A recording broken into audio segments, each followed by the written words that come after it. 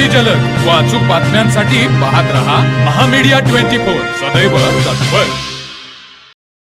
शक्तीपीठ महामार्गाविरोधात कोल्हापूर येथील ऐतिहासिक दसरा चौकातून जिल्हाधिकारी कार्यालयाकडे निघालेल्या शेतकऱ्यांच्या विराट मोर्चात हजारो शेतकरी सहभागी झाले होते।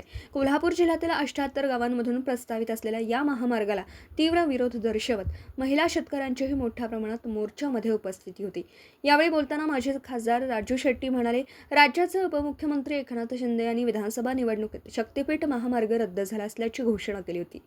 ज्या निवडणुकीत त्यांनी राधानगरी बुदरगड तालुक्यात शक्तीपीठ रद्द झाल्याची घोषणा केली होती, त्याच तालुक्यातील सर्वाधिक जमीन या महामार्गासाठी संपादित केली जाणार आहे।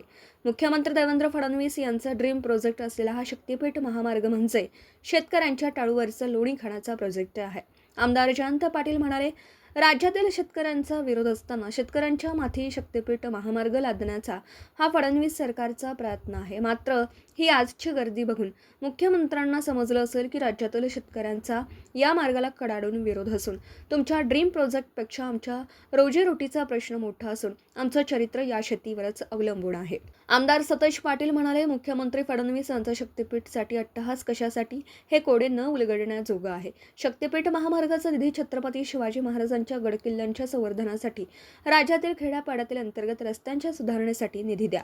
राज्यातील बेरोजगार तरुणांना 3 वर्ष नोकरी लागेपर्यंत मानधन द्या। आजीवन जनता तुम्हाला विसरणार नाही। दरम्यान कोल्हापूर जिल्ह्यात शेतकऱ्यांनी वज्रमूठ केली असून 1 इंचही मोजणी न करण्याचा निर्धार या सभेतून करण्यात आला आहे।